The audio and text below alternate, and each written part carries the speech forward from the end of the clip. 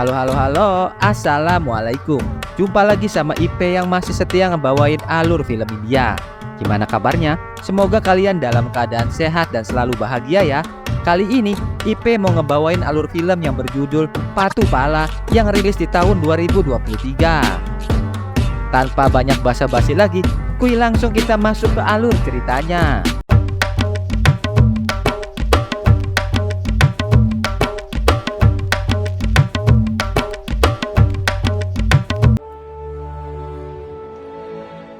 Film dimulai dengan memperlihatkan sosialisasi program vaksin oleh pemerintah Tamil Nadu. Ketua Menteri Arun Moji dan wakilnya Nanjil Gunasekar menjadi pembicara di acara tersebut. Namun, pada malam harinya, Nanjil memohon kepada Arun Moji untuk membatalkan program vaksin itu karena perusahaan farmasi memberikan imbalan yang tidak sesuai seperti yang mereka janjikan. Arun Moji tidak mau membatalkan program vaksin yang telah ia umumkan. Lalu, ia memutuskan untuk mengatasi masalah itu dengan mengadakan pertemuan langsung dengan perusahaan farmasi. Arun Moji memutuskan pergi ke pertemuan itu hanya dengan supirnya. Dalam perjalanan, mobil Arun Moji tiba-tiba ditabrak dari belakang dan dimasukkan ke dalam kendaraan kontainer besar.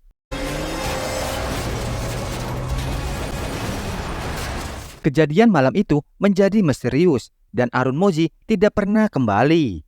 Istri Arun Moji sangat sedih karena ia harus menghadapi kenyataan bahwa suaminya hilang tanpa jejak. Wakil Direktur CBI yang bernama Derajker memimpin penyelidikan tersebut dengan tekun dan bekerja siang dan malam. Untuk mengisi kekosongan jabatan Ketua Menteri, Partai Penguasa menunjuk Karunakaran sebagai pengganti Arun Moji. Ternyata pengangkatan Karunakaran sebagai Ketua Menteri tidak lepas dari pengaruh gangster yang menguasai Tamil Nadu, yaitu EJR.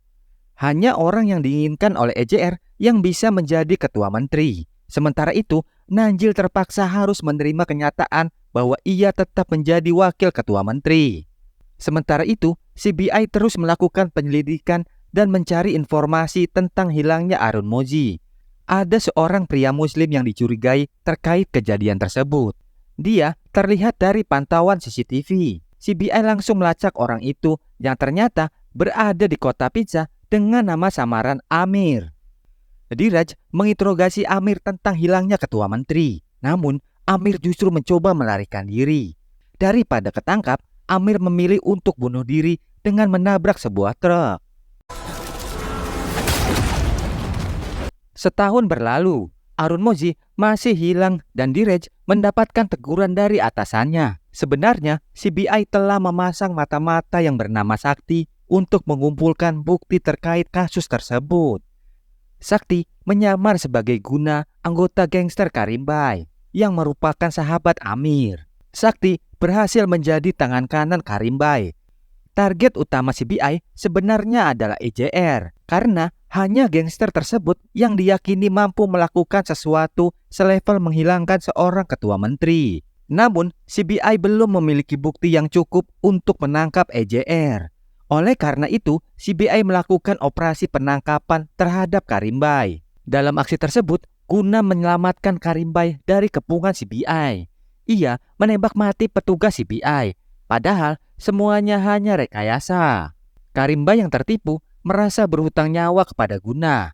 Kali ini, Guna menjadi buruan CBI. Oleh karena itu, Karimbai mengirim Guna kepada EJR dan dapat melarikan diri dari polisi. Begitu mereka tiba di stasiun, Guna dijemput oleh anak buah EJR yang bernama Pistol. Guna mulai diperkenalkan dengan orang-orang yang penting dalam lingkaran EJR. Orang pertama yang diperkenalkan adalah Selvin, yang pada saat itu sedang memberikan hukuman kepada 3 orang yang diduga melapor kejahatan EJR ke kolektor. Guna tidak disukai oleh Selvin karena ia merasa tidak dihormati. Lila Thompson, pejabat baru di kantor pajak, juga menyoroti penambangan EJR tanpa takut dengan nama besar EJR. Bahkan, Lila berani menghadang truk dan melakukan inspeksi. Anak buah EJR mendatangi rumah Lila dan meminta agar truk-truk itu dilepaskan. Ternyata, Guna dan Lila telah saling kenal sejak menjadi pasangan kekasih saat kuliah. Namun, perbedaan prinsip membuat mereka bertengkar dan berpisah. Lila enggan melepaskan truk yang telah disita. Namun, keberaniannya tidak sebanding dengan pengaruh EJR. Seluruh pejabat negara sepertinya berada di bawah pengaruh EJR, termasuk petugas pajak yang dengan mudah dapat melepaskan truk-truk itu. Pistol lalu memperkenalkan Guna kepada kedua orang kepercayaan EJR yang bernama Singga dan Sobari. Guna mencoba untuk menguping pembicaraan mereka. Ternyata mereka akan menerima pengiriman uang dari Maastra melalui kereta barang. Sementara itu, Selvin ditugaskan untuk mengambil uang itu di stasiun kereta api. Namun, tiba-tiba Selvin menerima telepon dan memberitahukannya bahwa polisi telah memantau aktivitas mereka. Selvin diminta untuk segera pergi sesuai dengan arahan EJR. Selvin berusaha untuk mencegat kereta, tetapi dia terlambat. Untungnya, Guna menunjukkan keahliannya dengan mengajak Pistol mengejar kereta barang yang membawa uang itu. Guna sangat cerdas dan berhasil mengambil uang dari kereta api yang sedang berjalan. Keberhasilan Guna membuat Singga tersenyum puas. Namun, Selvin merasa terancam oleh kehadiran Guna dan curiga bahwa Guna adalah seorang informan polisi. Pertengkaran Guna dan Selvin tidak dapat dihindari, tetapi kemudian Singga menelpon dan pertarungan mereka pun berhenti. Waktu pemilihan anggota parlemen di Tamil Nadu pun telah tiba. Si M. Karunakaran mengatur segala sesuatu tanpa melibatkan wakil Nanjil Gunasekar. Hal ini menyinggung perasaan Nanjil dan menimbulkan kemarahannya. Karunakaran memberikan alasan bahwa segala tindakan yang dilakukannya berdasarkan perintah dari EJR. Nanjil mengancam akan memberikan perlawanan dan memilih untuk mengusung kandidat lain melalui jalur independen. Nanjil mengajak Raja Lautan Ruby Fernandes untuk maju sebagai calon. Terlebih lagi, Ruby merupakan ketua asosiasi nelayan yang dihormati. Ruby setuju untuk menjadi anggota parlemen. Kampanye dan sosialisasi pun dimulai. Ruby harus berhadapan dengan Raja, calon dari ketua MMK yang didukung oleh EJR. Nanjil juga mendekati aktivis sosial yang selama ini berani menyuarakan keberatan terhadap penambangan yang dilakukan oleh EJR. Aktivis tersebut bernama Udaya Murti yang juga bertanggung jawab atas panti jompo. Udaya tetap konsisten dalam melakukan aksi unjuk rasa menentang penambangan yang merusak lingkungan. Meskipun ia menggunakan kursi roda. Semangat Udaya tidak pernah pudar, terutama saat jumlah pendukung perjuangannya semakin banyak. Namun, Udaya tidak menyadari bahwa tindakannya dimanfaatkan untuk kepentingan politik Nanjil.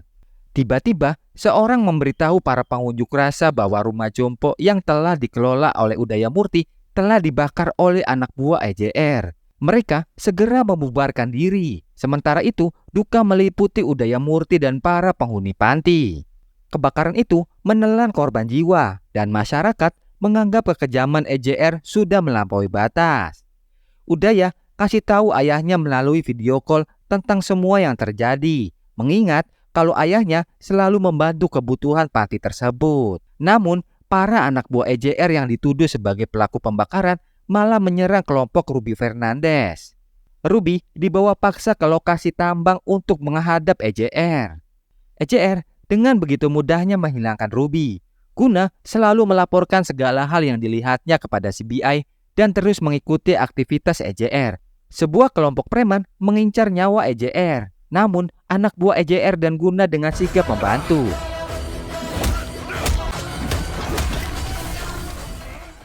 Singga mengetahui bahwa para penyerang itu bekerja untuk wakil CM Nanjil. Pada saat itu juga, Nanjil akan diculik di tengah hari. Pola penculikan sama persis dengan yang dialami oleh Arun Mozi setahun yang lalu. Mobil Nanjil dipaksa masuk ke dalam sebuah kendaraan kontainer besar yang telah ditunggu oleh EJR di dalamnya. EJR marah kepada Nanjil yang berani melawannya. Nanjil mempersilahkan EJR untuk membunuhnya. Namun, EJR justru tertawa menganggap Nanjil hanya sekelompok semut kecil yang berbaris di dinding. EJR membiarkan Nanjil untuk melihat apa yang bisa dia lakukan sebagai seorang wakil CM. Jasa Guna sebagai pelindung EJR membuat Guna dapat masuk ke dalam rumah EJR. Di sana, Guna terkejut melihat seorang wanita yang bernama Samudra yang ternyata merupakan istri dari mantan CM Arun Mozi. Ini berarti Arul Mozi yang hilang adalah adik ipar dari EJR. Namun, hubungan antara EJR dan adik perempuannya tidak harmonis selama 1 tahun terakhir. Di sisi lain, Nanjil telah menunjuk calon pengganti Ruby, yaitu petugas pajak Lila Thompson. Lila telah mengundurkan diri dari pekerjaannya dan fokus pada sosialisasi agar bisa terpilih sebagai anggota parlemen. Guna khawatir dengan keberanian mantan kekasihnya itu. Namun, Lila tidak peduli dengan nasihat Guna. Mereka tidak menyadari bahwa obrolan mereka sedang diintip oleh Selvin. Karena curiga, Selvin mulai menyelidiki latar belakang dan masa lalu Guna sebagai agen mata-mata.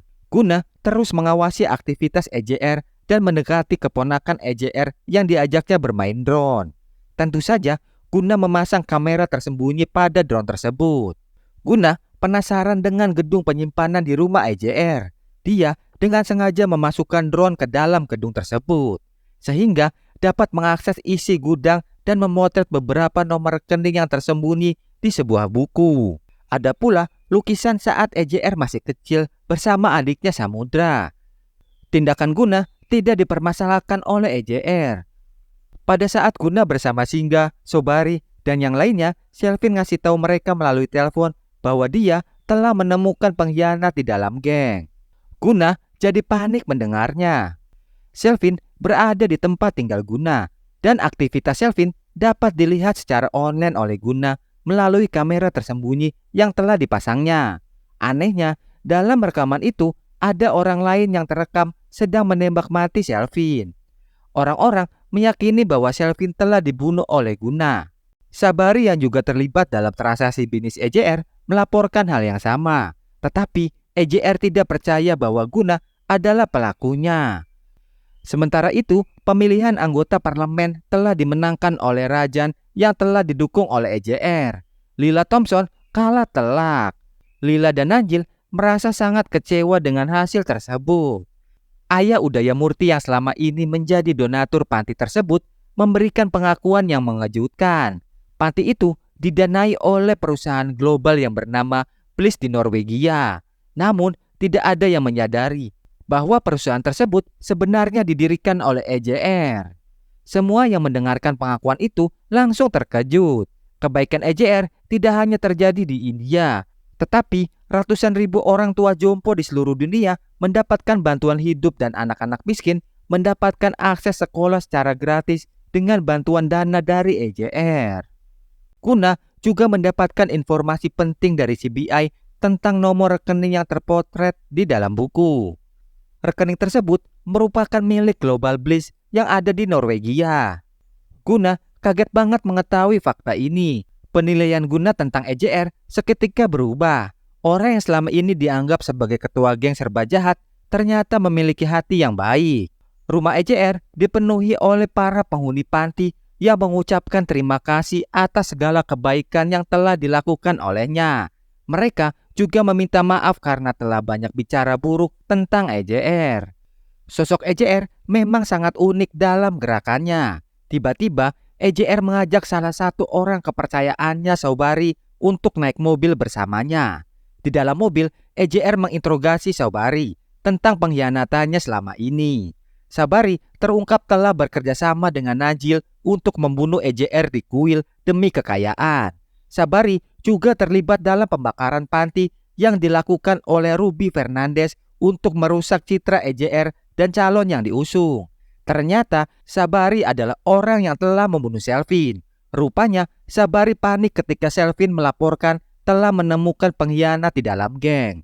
Sabari mengira bahwa itu berkaitan dengan dirinya. Namun EJR tidak memberikan maaf kepada Sabari. Sabari kemudian meledakkan dirinya sendiri di dalam mobil. Setelah kematian Sabari, Pistol memberikan pendrive yang sebelumnya diambil oleh Selvin. Ternyata Pistol sudah mengetahui sejak awal bahwa Guna adalah seorang mata-mata. Tiba-tiba Singga menelpon Guna dan memerintahkan Guna untuk membunuh Pistol. Akhirnya Pistol mengakui bahwa dirinya juga seorang agen mata-mata polisi.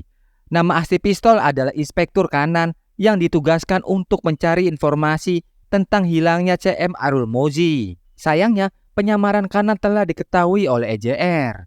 Untuk menyelamatkan misi, Kanan mempersilahkan Guna untuk menembaknya agar penyamaran Guna tidak terbongkar. Dengan terpaksa, Guna akhirnya menembak mati Kanan.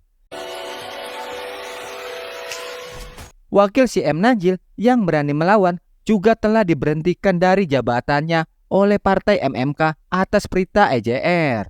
Nanjil semakin dendam.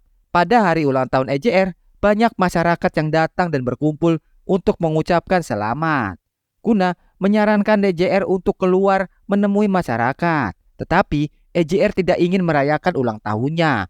Penyebabnya adalah adik kandung EJR sendiri yang tidak menginginkan perayaan tersebut.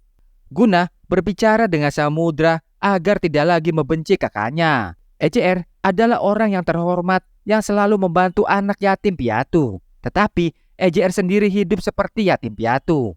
Di rumahnya, semua nasihat Guna tidak mampu meluluhkan hati Samudra. Tiba-tiba hujan pun turun dan merusak patung EJR dan Samudra. Putri kecil Samudra yang telah membuat patung itu panik mencari payung. EJR dan Samudra berlari untuk membantu. Untungnya, Guna telah terlebih dahulu melindungi patung tersebut dengan payung. Suasana jadi cukup dramatis ketika EJR dan Samudra berdiri berdekatan sambil melihat suasana masa kecil mereka melalui patung. Hujan yang deras menjinakkan hati Samudra. Samudra mengucapkan selamat ulang tahun kepada kakaknya. Diamnya Samudra selama setahun terakhir karena merasa telah dikecewakan oleh kakaknya. Samudra sangat menyadari bahwa suaminya telah dibunuh oleh EJR. Ternyata EJR memiliki alasan yang kuat kenapa dia tega membunuh adik iparnya. Arunmoji akan membuat jutaan masyarakat terbunuh hanya demi uang. Sejujurnya, EJR juga tersiksa setelah membunuh Arunmoji. Samudra menangis saat mendengar beban batin yang dirasakan oleh EJR. Dan akhirnya adik dan kakak itu kembali akur. Ulang tahun EJR menjadi hari yang sangat istimewa. Di malam hari, Guna kembali menyentuh masalah CM Arunmoji yang telah merusak hubungan antara EJR dan adiknya. EJR pun berbicara jujur tentang apa yang sebenarnya terjadi. EJR mengungkapkan bahwa dia yang menjadikan Arunmoji sebagai CM. Namun, Arunmoji malah bergandengan tangan dengan perusahaan farmasi yang menghasilkan uang dengan menciptakan penyakit baru. EJR telah memperingatkan Arunmoji untuk tidak menjalankan program skema vaksin. Namun, Arunmoji tidak mendengarkan itu. Ternyata, itulah alasan mengapa EJR menculik Arunmoji. Amir adalah supir EJR yang bunuh diri ketika akan ditangkap oleh CBI. Ia menabrak mobil Arunmoji dari belakang. Amir juga telah membunuh supir CM karena ingin melaporkan ke polisi. Di malam itu, EJR menembak mati Arunmoji dengan tangannya sendiri. EJR terus bercerita tentang kematian Arunmoji. Tanpa diketahui oleh EJR, Guna telah merekam semua obrolan mereka dengan kamera tersembunyi. Namun, ketika Guna berpamitan pergi, pertanyaan yang diajukan oleh EJR sangat mengejutkan. EJR mengetahui bahwa nama asli Guna adalah Sakti yang merupakan agen mata-mata. Identitas dan latar belakang Sakti sudah diketahui secara detail. Sakti merasa malu sendiri. Tiba-tiba, tembakan mengarah ke EJR. Sakti mengorbankan diri untuk menyelamatkan EJR dan terluka parah. Serangan yang tidak diduga itu datang dari arah gerbang rumah. Ternyata di sana ada Nanjil bersama puluhan orang bersenjata siap menyerang. Nanjil ingin melenyapkan EJR malam itu. Pertempuran sengit pun terjadi. EJR bersama anak buahnya memberikan perlawanan. EJR tidak hanya kuat secara finansial, tetapi juga ahli bertempur. EJR mengirim adik dan keponakannya ke tempat aman sebelum dia sendiri bertempur habis-habisan. Dia yang diserang, tapi justru dia balik menyerang. EJR membabat habis semua lawan-lawannya. Nanjil pun tidak diampuni lagi. Malam itu, EJR membunuh Nanjil.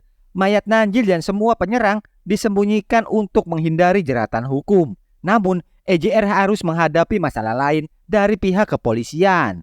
EJR ditangkap terkait kasus pembunuhan CM Arunmoji 1 tahun yang lalu. EJR berani ditangkap karena CBI memiliki bukti yang sudah dipegang oleh Sakti.